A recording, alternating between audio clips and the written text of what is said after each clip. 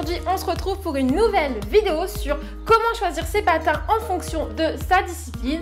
J'espère encore une fois que cette vidéo va vous plaire. C'est parti, let's go!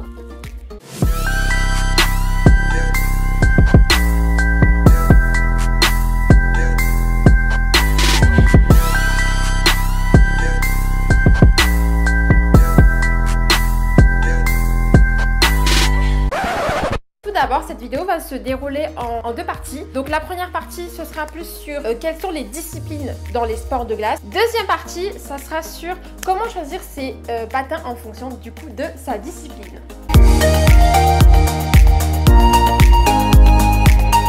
Donc on va commencer cette première partie. Donc il faut savoir dans un premier temps que la FFSG, c'est-à-dire la Fédération Française des Sports de Glace, regroupe 4 catégories de sports. Donc on a les sports artistiques, les sports de performance sur patinoire, les sports de performance sur piste glacée et enfin les sports de précision.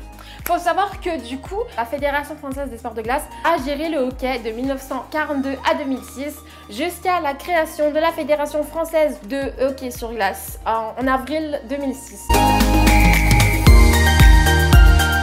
Voilà, du coup, dans la première catégorie, c'est-à-dire les sports artistiques, nous avons évidemment ma discipline, le patinage. Le patinage artistique. On a la danse sur glace, le patinage synchronisé, le ballet sur glace et on a aussi en 5e position le freestyle sur glace.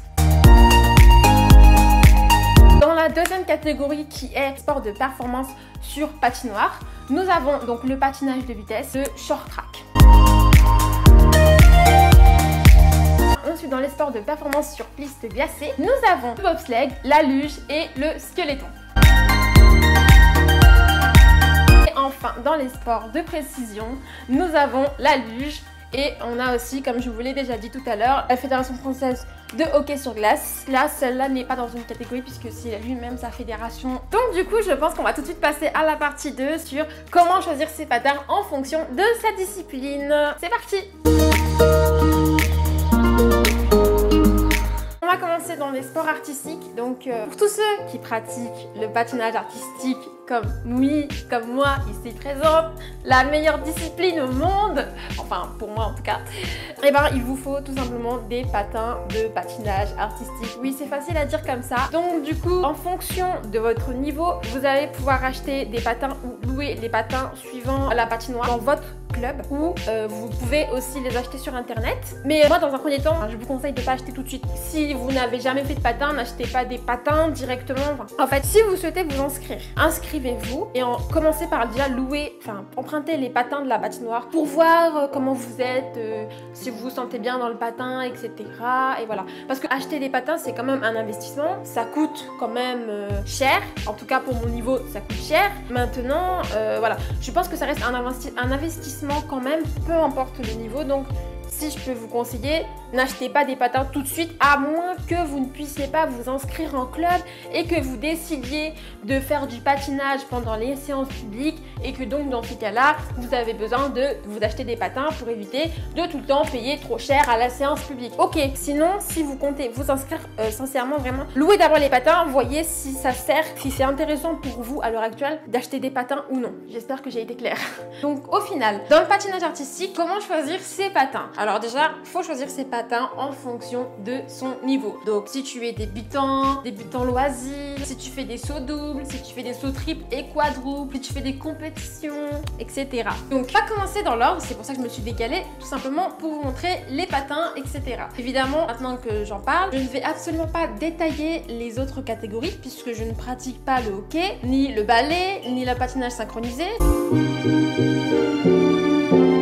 Du coup, alors, en ce qui concerne les débutants loisirs, je vous conseille si vous devez acheter des patins, vous avez le choix entre plusieurs marques. Donc, on a EDA, Jackson. Donc, pour les EDA, on a donc les EDA Brio qui sont juste à côté. On a ensuite les Jackson Finesse. Bon, les Jackson Finesse ou Finesse, peu importe comme vous voulez, mais c'est la même chose. Et ensuite, on a aussi les EDA Motivo pour donc les débutants, acquisition des sauts simples, etc. Du coup, On a ensuite les compétitions saut simple. Donc quel patin je vous conseillerais par rapport aux compétitions saut simple. Donc ce sont tous ceux qui font des sauts simples et qui font de la compétition. Donc je vous conseillerais de prendre les patins Riedel Eclipse Astra. On a aussi les EDA ouverture, les Riedel 133 Diamond, les Jackson L Fusion et les Riedel 133 Strike. Donc ça c'est les compétitions saut simple Axel. Ensuite, donc pour les pré-compétiteurs compétition, je vous conseille les Jackson Excel, les Jackson Mystique et enfin les Jackson Artist. Ensuite, du coup, pour les compétitions confirmées, on a les Jackson L 2130, les Jackson FS21 90A et enfin les Jackson FS2 800. On passe ensuite du coup au saut double. Donc pour les sauts doubles, je vous conseille les EDA Chorus, les Risport Royal, les Risport RF3 Pro, les Risport Royal Pro, les Jackson FS2 800 première et enfin les Riedel 875 Silver Star. Donc enfin on passe au saut triple et à la gamme de mes patins que moi j'ai à l'heure actuelle. Donc du coup pour les triples sauts, on a les EDA Concerto. On a ensuite les Risport Royal Elite, les Risport Royal Exclusive, enfin les Risport RF1 Exclusive, les EDA Ice Fly, ce sont mes patins que j'aime tant, les EDA Piano. Et enfin, on a aussi des graphes. Pour les graphes, on a les graphes Edmonton Special, V-Insert et les graphes Windsor. Je ne sais pas si vous l'avez compris, mais toutes les catégories que j'ai citées vont du niveau le plus bas au niveau le plus haut. Du coup, bien évidemment, je vous mets ces patins pour le patinage artistique, en tout cas en barre de description. Vous pouvez les trouver sur le site, sur Espace Pro Shop. Voilà. Du coup, on continue la vidéo. En ce qui concerne les autres disciplines, malheureusement, je vais pas pouvoir vous dire exactement quel genre de patin, enfin quel type exactement de patin, comme j'ai pu décrire pour le patinage, parce que le patinage, c'est ma discipline. Or, le hockey, la danse sur glace, le ballet ou le patinage synchronisé, c'est pas du tout ma discipline. Donc, du coup, je peux pas trop vous conseiller. Éventuellement, je peux vous donner quelques marques d'après le site Espace Pro Shop. Par contre, pour le hockey sur glace, évidemment, il vous faut des patins de hockey comme ceux-là, par exemple. Vous voyez les patins de hockey là qui sont ici. Je fais un grand récapitulatif. Donc le patinage artistique, ce sont ce genre de patins que vous devez prendre. La danse sur glace, ce sont des patins de danse sur glace, ce genre de patins. Ok. Le hockey sur glace, ce sont des patins de hockey.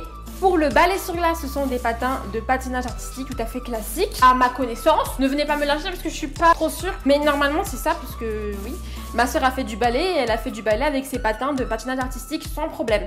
Donc pour le freestyle sur glace, ce serait plus des patins de hockey. Après, je sais qu'il y en a qui font aussi avec des patins de patinage artistique.